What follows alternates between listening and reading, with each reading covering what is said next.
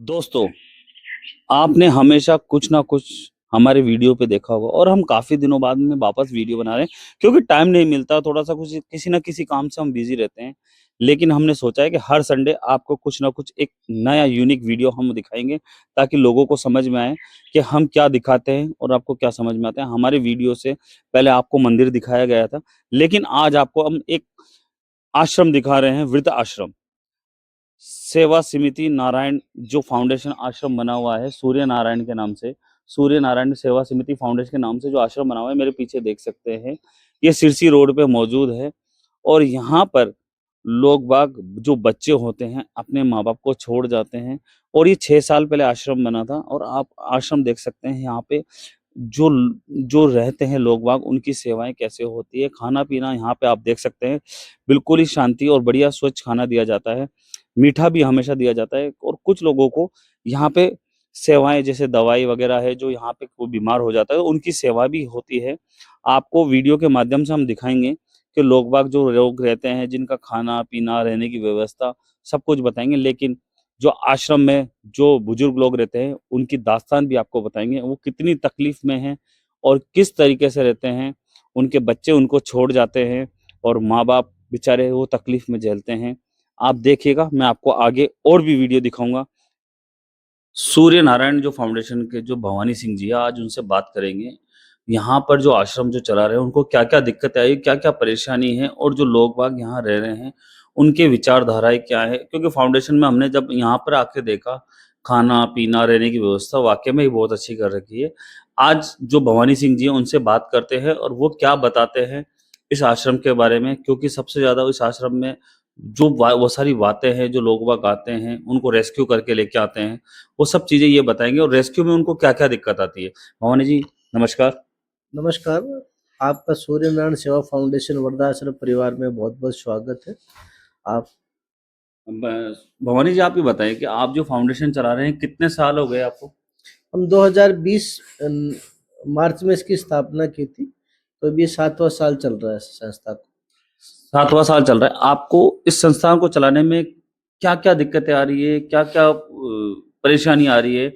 क्योंकि यहाँ पे जो लोग हैं, कितने लोग हैं? कितने मेल हैं, कितने फीमेल हैं यहाँ पर? अभी फ़िलहाल इसमें 2 मेल और 15 प्रभु जी हैं, टोटल 17 है, 6 आदमियों का स्टाफ है और परेशानियाँ तो इसमें रोज़ सुबह से लेके शाम तक परेशानी आती है। एक दिन आटा नहीं होता तो दूसरे दिन तेल नहीं होता, कभी सिलेंडर इतना महँगा हो गया, कभी लाइट का बिल नहीं भर पाते। अभी गर्मी के अंदर इनके देख पा रहे हैं कि कूलर की व्यवस्था नहीं है, कभी पंखों की व्यवस्था नहीं होती। तो इतनी बड़ी संस्था को चलाने के रोज़ नई समस्याएँ और रोज़ नया काम की समस्या आती रहती है। कभी जो है चाय-चीनी की व्यवस्था नहीं होती। हर महीने लगभग इसमें 3 किलो पर डे का दूध लगता है, तो दूध की समस्या पैदा हो जाती है। तो इसलिए रोज़ नई-नई समस्या आती है। प्लस आज देख रहे हैं कि मेडिकल की इतनी बड़ी समस्या है, हम लोग उनको रेस्क्यू करके लेके आते हैं, तो इनकी बड़ी बीमारियाँ होती हैं। किसी के घाव हो जाता है, किसी की समस्या होती है, तो रोज़ उनको दवाइयाँ देने के लिए काफ़ी शाम तक अभी एक हम प्रभु जी को रेस्क्यू करके लेके आए, तो वो रोड पे इस तरह से थे कि वो खाना खाना ही भूल गए थे। उनको खाना कैसे चबाया जाता है, खाने का स्वाद कैसे होता है, तो उनको दवाइयाँ दिलाई, ठीक कराया, तब जाके वो उस परिस्थिति में आते हैं। आप रेस्क्यू करके लेके आते हो, जब आपकी टीम जाती है, तो आपको जब उनको लेके आते हो, तो उनको बहुत सारी आपको परेशानी आती है। लेकिन कुछ लोग यहाँ पे आपके आश्रम में ऐसे भी हैं, जिनके बच्चे माँ-बाप को छोड़ के चले गए। क्या कारण है? किस वजह से वो छोड़ के चले गए? कुछ आपको पता हो तो बताएँ? आप पे कुछ पारिवारिक स्थितियाँ होती हैं, कुछ आर्थिक वजह भी होती है और कुछ पारिवारिक आज अपन देख रहे हैं कि सिंगल परिवार होते जा रहे हैं। तो मेन ज़्यादा समस्या ये है, पाश्चात्य संस्कृति का प्रभाव है, तो लोग अपनी आज़ादी से रहना चाहते हैं, इसलिए बड़े-बुजुर्गों के साथ उनके विचार नहीं मिल पाते और वो पुराने ख़यालात के होते हैं और आज अपन देख रहे हैं सोशल मीडिया पे ये रील्स हैं, न्यूज़ है, ये मोबाइल है, इस वजह से उनके विचार नहीं मिल पाते और आप इसकी बजाय खुद अपने मुँह से उनसे अगर सुनेंगे तो और ही अच्छा रहेगा। नहीं, नहीं, वो बात सही है, मैं उनसे भी बात करूँगा, लेकिन आप एक चीज़ बताएँ, जो आप जो फाउंडेशन चला रहे हैं, सरकार की आपकी तरफ से कोई आर्थिक व्यवस्था हुई या फिर आप जो फाउंडेशन चला रहे हो, क्योंकि अपने पास इतनी आमदनी तो होती नहीं है, क्योंकि एक फाउंडेशन आज की तारीख में महंगाई इतनी दूर आसमान छू रही है। जी, सिलेंडर है, पेट्रोल है, ट्रांसपोर्टेशन बढ़ चुका है। अगर आज अपन एक सब्जी भी लेने जाते हैं तो 30 रुपए 40 रुपए पाव, आधी किलो से नीचे सब्जी नहीं आती। जी, बिल्कुल। तो आप 17 लोगों को रख रहे हो, 6 स्टाफ है, करीबन 20-25 जने का खर्चा भी है। आश्रम के अंदर लगातार खर्चे बढ़ते जा रहे हैं, क्योंकि उसका रीज़न है आज 17 है, कल 18 भी होंगे, 19 भी होंगे, तो बढ़ोतरी तो होगी। जी। तो खर्चा कैसे निकलता है? कितने लोगों की आपकी आपकी तरफ से मदद हुई है? कोई बाहर का आदमी भी मदद करता है या फिर सरकार की तरफ से कोई मदद है? या आप लोग कहीं जाके बात करते हो फंड के लिए या कुछ? हम लोग ज़्यादा तो क्या, सरकार का तो इसमें कोई सहयोग नहीं है। हम लोग मिल-जुल के या बाज़ार से बात करके लाते हैं। एक-दूसरे से क्या, हमारी एक टीम है, जैसे हमारे मित्र हैं बलदेव सिंह जी, जब से हमने इसकी नींव रखी तब से हम साथ हैं, काफ़ी लोग साथ हैं इसमें। तो एक-दूसरे के सहयोग से हम लोग एक-दूसरे से बात कर देते हैं, व्यापार के साथ-साथ उनको समझाते हैं। तो जगह घूमना पड़ता है, तब जाके इसकी हेल्प होती है। बहुत लोग हैं जो हेल्प करना चाहते हैं या आते भी हैं कुछ लोग, लेकिन फिर भी अभाव रहता है इसके। इसीलिए हम इसको शायद बढ़ा नहीं पा रहे हैं, क्योंकि इसमें बड़ी दिक्कतें आ रही हैं। नहीं, दिक्कतें आ रही है। तो सरकार से आप उम्मीद करते हैं कि आपको ये आपके रजिस्ट्रेशन फर्म है, जी। जो आपका आश्रम है, जो रजिस्ट्रेशन है। तो सरकार से आप क्या रखते हैं मानस कि सरकार भी मदद करे इस काम के लिए आगे के लिए? एक आश्रम आपका है, ऐसे बहुत सारे आश्रम हैं। कुछ आश्रमों को तो सरकार मदद दे रही है, जी। लेकिन जो बड़े आश्रम है उनको मदद मिल रही है। जो छोटे आश्रम है, जैसे आज आपका आश्रम में 17 लोग हैं, 17 से 20 भी होंगे, 25 भी होंगे, बढ़ती होगी, खर्चे तो महँगे होंगे, लेकिन सरकार से भी उम्मीद करेंगे कि आगे आके इस आश्रम को भी सहयोग करे। जी, ज़रूर सरकार से हम निवेदन करना चाहते हैं कि एक बार हमें, सब लोग, बहुत से ऐसे आश्रम हैं जो अपेक्षा कर रहे हैं सरकार से कि उनको भी सहयोग मिले, तो और ज़्यादा से ज़्यादा वो लोग सेवा कर पाएँ, स्ट्रेंथ बढ़ा पाएँगे और ज़्यादा सेवा कर पाएँगे। सरकार से निवेदन है कि जो भी इसके सुन पा रहे हैं, तो सरकार इसमें ज़रूर सहयोग करे। और इसको हमने कोशिश भी की थी, लेकिन अभी कहते हैं कभी वैकेंसी नहीं है, कभी टेंडर नहीं निकला हुआ है, आज ये दिक्कत है, आज वो दिक्कत है, तभी सरकार का कोई सहयोग नहीं मिल पा रहा है। आपने यहाँ पे शायद राजवर्धन सिंह राठौड़ जी एमएलए हैं यहाँ के आपके। जी। तो राजवर्धन सिंह राठौड़ से आप कभी मिले हैं? उनसे बात करी है आपने कभी? उनके पास गए आप आश्रम की बात लेके? जी, जी। आप आश्रम के देखो क्या होता है कि एक आप आश्रम चला रहे हो, खर्चे हैं, खाने-पीने का खर्चा है, लाइट का बिल का है और भी अन्य सीरीज़ का खर्चा है, मेडिकल खर्चा है। तो राजवर्धन सिंह से राठौड़ से आप कभी बात करें? उन्होंने आपकी कभी मदद करने की कोशिश करी या आप गए कि नहीं गए?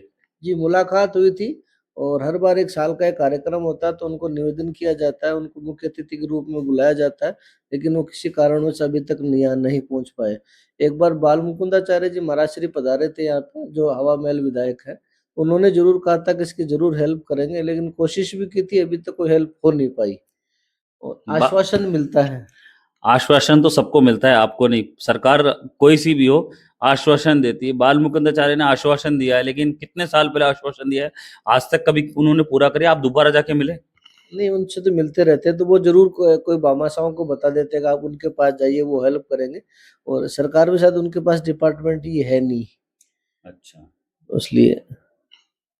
मैं आप सब लोगों को एक बात बोलना चाहता हूँ, ये सूर्य नारायण फाउंडेशन है, यहाँ पर वाक़ई में 17 लोगों को भोजन, प्रसादी, मेडिकल और भी अन्य के खर्चे हैं। आप सब लोगों से निवेदन करूँगा, छोटा-छोटा योगदान आप ज़रूर करें। इनका एक बारकोड दिया जाएगा मेरे वीडियो के माध्यम से।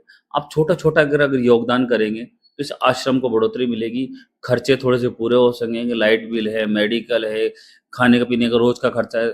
आज की तारीख में 2 लोगों का खर्चा भी आप देखेंगे तो कम से कम 8 से 10,000 रुपए का खर्चा होता है महीने का।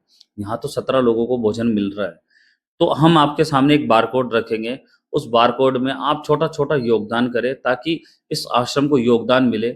ऐसे ही एक जो बाबूजी हैं यहाँ पर 2 जो बाबूजी हैं उनसे बात करेंगे, वो बताएँगे कि आपको उनके फैमिली में क्या दिक्कत है, आज वो आश्रम में क्यों हैं और क्या परेशानी है।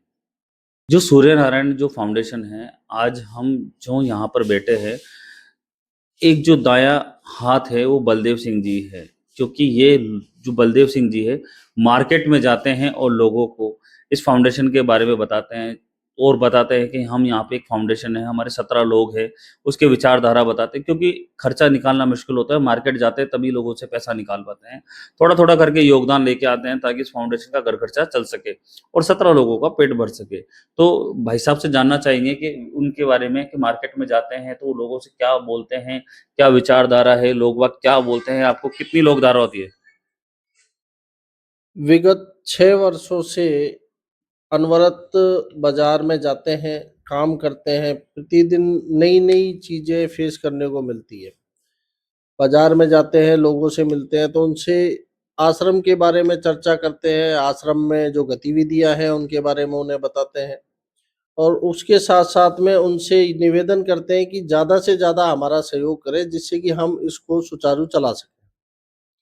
अब बात करें हम फाइनेंशियली तो फाइनेंशियली इतना बड़ी व्यवस्था है ये 4000 स्क्वायर फीट में सारा इसमें देख-रेख करनी पड़ती है। बिजली के खर्चे, पानी के खर्चे जैसे कि भवानी सिंह जी ने बताया कि इतनी बड़ी टास्क होता है कि इसको मैनेज करना बड़ा मुश्किल होता जा रहा है। बाज़ार में जाने के बाद में किसी से आटा, दाल, चावल, चीनी जैसे भी हम मदद ले सकते हैं, वो मदद हम लोगों से कलेक्ट करके और आश्रम में जो भी हमारे यहाँ प्रभुजन निवासरत है, 17 प्रभुजन, उन लोगों तक हम ये चीज़ें पहुँचाते हैं। और उसके बाद में धीरे-धीरे, धीरे-धीरे इसको हम रन कर रहे हैं। हम भविष्य में लोगों से ये चाह रहे हैं कि हमारी ज़्यादा से ज़्यादा मदद हो जिससे कि हम इसको और अच्छे ढंग से चला सकें और इसमें ज़्यादा से ज़्यादा प्रभुजनों को रेस्क्यू करके ला सकें। कोई अगर निराश्रित आया है तो उनको हम रख सकें। कोई इस तरीके की महिला जो कि परेशान है अपने घर में किसी तरीके की उनको तकलीफ़ है या एकल फैमिली में रह के वो विडो हो चुकी है तो उनको भी हम रेस्क्यू करके ला सकें। तो यहाँ पर एक चीज़ बताएँ, आपके अनाथ आश्रम में मेल फीमेल दोनों अलग-अलग रहते हैं, ठीक है? आप मार्केट भी जाते हो, लेकिन जब लोग-बागों से आप बताते हो कि हमारा एक फाउंडेशन है, तो उसमें से 10 लोगों से आप मिलते हो, तो कितने लोग आपकी मदद करते हैं? मदद के नाम पर तो साहब देखो वो ऐसा है कि आज का समय ऐसा आ गया है, अर्थ युग का समय है, हर आदमी की अपनी खुद की ज़रूरतें ही वो पूरी नहीं कर पा रहा है। तो अगर मैं 10 आदमी की जगह इसको 100 आदमी पर लूँगा तो 100 आदमी में से 5 आदमी ही मदद कर पाते हैं, 95 नहीं कर पाते। कारण है कि एकल फैमिलियाँ हैं, अपनी व्यवस्थाएँ हैं, सोशल मीडिया का ज़माना है, उन्हें भी मालूम है कि बहुत सारी व्यवस्थाओं में उन्हें शरीक होना पड़ता है, तो वो थोड़ी-थोड़ी कहीं जहाँ उनको उचित लगता है, वो मदद करते हैं। आप एक चीज़ बताएँ भाई साहब, क्या उचित मूल्य आप कभी किसी मंत्री या किसी बड़े आदमी से आप मिले, उसने आपकी कभी कोई मदद करी? जैसे यहाँ पर अपने राजवर्धन सिंह राठौड़ है, बाल मुकुंदाचार्य हैं, अपने लालचंद कटारिया है, जोटवाड़ा विधानसभा के, अब वो बीजेपी में शामिल हो चुके हैं, लेकिन इन लोगों ने कभी आके इस फाउंडेशन की तरफ आके देखा? साहब ऐसा है पत्रकार महोदय इन सबको पता है, ये सब जानते हैं, देवस्थान बोर्ड के हम मंत्री महोदय से भी मिल चुके हैं। यहाँ के जो उप मुख्यमंत्री है प्रेमचंद बैरवा से भी इस विषय पर बात हुई है, राज्यवर्धन जी से भी, पूर्व मंत्री राजपाल सिंह जी हो, चाहे लालचंद कटारिया हो, चाहे स्थानीय यहाँ के पार्षदगण हो, चेयरमैन हो, सबसे समय-समय पर मुलाकात करते रहते हैं, समय-समय पर यहाँ छोटे-बड़े आयोजन करते रहते हैं। उन्हें एज़ ए चीफ गेस्ट के रूप में हम लोग बुलाते भी रहते हैं। किसी कारणवश वो नहीं पहुँच पाते, हो सकता है उनके मन में क्या चीज़ चल रही है, इस विषय पर तो हम नहीं जा पाएँगे, पर भविष्य में हमें उम्मीद है कि वो इस ओर ज़रूर अग्रसर होंगे। कभी भजनलाल जी से मिलने की कोशिश करी, जो आज के अपने जो सीएम हैं, जो उनसे कभी मिलने की कोशिश करी या उन तक अपनी बात रखने की कोशिश करी आपने? अभी तक तो ऐसा प्रयास नहीं किया है, पर भविष्य में ज़रूर इस विषय पर विचार करेंगे हमारी टीम को लेकर। जो बाबूजी यहाँ आश्रम में रहते हैं, मोहन सिंह जी, हम उनसे बात करेंगे और हम थोड़ा-सा ज़ोर से बोलेंगे ताकि बाबूजी क्या थोड़ा कम सुनते हैं। बाबूजी से जो बातें हैं वो बहुत सारी बताएँगे, क्योंकि बाबूजी इस आश्रम में आने की वजह से उनके ही भतीजे ने उनके साथ भेदभाव किया और उनका जो पैसा था वो निकाल लिया अंगूठा लगा के। बाबूजी के खुद मुँह से सुनेंगे उनके साथ क्या घटना हुई, आज वो इस आश्रम में आए हैं, उनकी वजह क्या है और कैसे छोड़ के गया। नहीं बाबूजी, नहीं मैं तो लावारिस इसमें बिल्कुल अपने आप आया हूँ, कोई नहीं नहीं, है। नहीं, आप यहाँ खुद अपने आए हो, वो हाँ अच्छी बात है, आश्रम में आए हो। हाँ लेकिन आपके पास पहले आपका मथुरा में घर था, हाँ, मथुरा के पास हमें थोड़ी दूर पे गांव में घर था। गाँव के अंदर आपका हाँ घर था, आपके पास पैसे टके भी थे, है? एफडी करा रखी थी आपने पहले। हाँ तो वो एफडी के पैसे कहाँ गए आपके? सब निकाल लिए कौन निकाल लिया? उसी ने निकाल लिया। नाम बताओ। अजीत। अजीत। हाँ मथुरा में रहने वाले हो, गाँव कौन सा है आपका? मुड़सैनिया। मुड़सैनिया। अजीत ने आपके पैसे निकाल लिए, कितने निकाले बाबूजी? जो हत्या है वो सब निकाल लिया। लगभग कितने जोड़ रखे थे आपने? 10 लाख, 5 लाख, 35 लाख, 40 लाख? 30 लाख। 30 लाख रुपए आपके अंगूठा लगा के निकाल लिए। कुछ पहले थे जो वैसे ले लिए। और मकान, मकान कैसे लिया? हड़प लिया? मकान तो कोई नहीं रह रहा है, कोई नहीं रह रहा? नहीं रहे तो वहाँ के। अच्छा वो तो नहीं रहता है जयपुर में। अच्छा। जब यहाँ आश्रम में आप रह रहे हो, कोई दिक्कत आ रही है आपको? वो तो कोई दिक्कतें रहते है। टाइम पे खाना मिलता है? खूब बढ़िया, सेवा होती है बढ़िया? खूब बढ़िया, खूब नहा धो के सेवा होते, खूब बढ़िया जी, खूब हंसते हैं, सहमत हैं, खूब प्यार से रखते हैं। खूब प्यार से रखा है। तो आप ही फाउंडेशन में आए हो, तो आपकी आत्मा क्या कहती है इस फाउंडेशन तरक्की करे और आगे जो ऐसे लोग हैं जो आपके साथ रहते हैं, यहाँ पे जो साथीगण हैं, वो भी खुश हैं? अब कुछ तो ये हमारे ये बड़े बूढ़े हैं, हम 4-5 हैं, और तो बोलते ही ना कि कछु ऐसे ही हैं, सो ना हम अगुनते बोले ना कि हमते बोले, हम हाथ 4-5 हैं, सो ठीक रह रहे हैं, खूब बढ़िया वो। बढ़िया रह रहे हो? हाँ। और कभी ऐसा मन करा है बाबूजी, आपको मथुरा जाने का मन करा है कभी? मथुरा जावे को कोई जरूरत पड़ी तुझे आता है, पूछ के जाएंगे, कोई चोटा थोड़े हैं वहाँ कछु नहीं तो। नहीं नहीं नहीं नहीं नहीं नहीं, ऐसे क्या होता है, अपना घर होता है, तो कभी याद तो आती होगी ना? ना कछु मौका याद आई, ईंट खड़ी है बनने की नहीं का याद आ भाई। अच्छा, हाँ। तो आपको अगर आपके पैसे मिल जाए वापस तो आप क्या करोगे? हैं? आपके जो पैसे थे 30 लाख रुपए, हाँ। आपको वापस मिल जाए तो क्या करोगे आप? अब वो दे जब ना वहाँ पे खुदे को 3-4 महीना थे बेरोजगार है, वो अपने तो योगी योगी सरकार से निवेदन करेंगे कि आपके जो 30 लाख रुपए जो निकल जाए। और योगी सरकार का वहाँ पे करती देगी, जो बताओ। नहीं नहीं, योगी सरकार, लेने वालों न दे रहो तो योगी तो बेस्ट, मेरे को वृद्धा पेंशन 1,000 रुपया मिल रही है। नहीं नहीं, वृद्धाश्रम आश्रम में मिल रही है, आपको कोई दिक्कत नहीं है। मैं ये जानना चाह रहा हूँ, आपके पैसे गलत तरीके से हड़प लिए, तो सरकार से निवेदन करोगे कि आपका पैसा निकल जाए वापस? अब वो दे तो मैं तो खूब करूंगा निवेदन। निवेदन करोगे योगी सरकार से? हाँ। तो कैमरे के कारण साथ, कैमरे कारण के, इसमें हाँ, ऐसा है, सुनो बेटा, कि हम 3 भाई हैं, हम्म, एक पे 2 लड़की हैं, लड़का नहीं है, और एक पे जी 1 लड़का और 1 लड़की है। अब मैं तो बिना शादीशुदा हूँ। ठीक है। अब पूरम परंपरा चलाने के लिए, बुजुर्गों की परंपरा आगे बढ़ाने के लिए, एक बच्चा यही हो। पहले ये सही था, अब ये 3-4 साल थे, जाने क्या हो गया इसका दिमाग, कि इसने खुद बर्बाद हो गया, खुद बर्बाद हो गया और हमको भी बर्बाद कर दिया। जो हमने एक बच्चा है जहाँ पे नशा वशा करता होगा वो? है। नशा करता होगा, दारू वारू कुछ पीता होगा? पहले तो कुछ नहीं पीता, वो तो खूब करता होगा वो। मैं तो वो पे तो कोई फोन फोन कोई कैसे। तो आप यहाँ बढ़िया रह रहे हो, खुश रह मैं रहे तो हो? बढ़िया रह रहा हूँ, मैं तो बढ़िया रह रहा हूँ। चलो बाबूजी, आप बढ़िया रह रहे हो, भगवान से हम दुआ करेंगे आप स्वस्थ रहो और बढ़िया रहो, और ऐसे इस फाउंडेशन की तरक्की हो। हम दूसरे एक बाबूजी हैं, उनसे भी मैं तो बात करते हैं। ये हथकाएं खूब बढ़िया रख रहे हैं, आई समझ में, बढ़िया रख रहे हैं। बढ़िया रख रहे हैं आपको? मेरे को तो खूब बढ़िया रख रहे हैं। अच्छी बात है। चलो, अब बात करते हैं दूसरे बाबूजी से जो, मेरे को कहा ये सबको बढ़िया रख रहे हैं, मेरे को तो रख ही रहे हैं, पर ये सब को ऐसे ऐसे हैं, वो कछु बोले वो आम तो ना है, गिनते प्यार करते हैं, गिनते सब अंते प्यार करते हैं, खुद झूठे झूठे नहीं उठा के और डांटते हैं। बहुत सेवा करते हैं ये, कपड़ न उठा मत गंदे नो वैसे नो, इनकी बराबर सेवा हम घृणा मानने लग जाते हैं, दूरते पर ये नहीं मानते, बहुत प्यार करते हैं। आपका आशीर्वाद है इसलिए तो आज वो सब कुछ मैं कर तो रहे हैं। आशीर्वाद रोज दें तो, रोज दें तो। हाँ, तो आपके आशीर्वाद से ही ऐसे आज वो तरक्की करेंगे, तो हम भगवान से ही दुआ करेंगे और आपका आशीर्वाद से वो ये आश्रम है और हमेशा तरक्की करे, हम तो यही बोलेंगे आपसे। चलो ठीक है बाबूजी, हम दूसरे बाबूजी से बात करते हैं, वो बताएंगे इस बारे में और भी विशेष बातें। जी बैठे हैं और वो पढ़े लिखे भी हैं, मैनेजर की पोस्ट पर नौकरी भी कर चुके हैं, और उनका बच्चा भी अच्छी पोस्ट पर नौकरी करता था, लेकिन कुछ फैमिली प्रॉब्लम या कुछ कंपनी की प्रॉब्लम की वजह से वो आज उनकी बहुत सारी समस्याएं का इक्लोर हो गए। आप देख सकते हैं जो बाबूजी मेरे पास बैठे हैं, ये खुद अपने मुंह से बताएंगे उनको क्या क्या समस्या आई और क्या क्या दिक्कतें आई। मिश्रा जी, आप बताएं कि आप पहले बिहार रहते थे, बिहार से आप हरिद्वार गए, क्या वजह रही, आप हरिद्वार में आप किस पोस्ट पर नौकरी करते थे?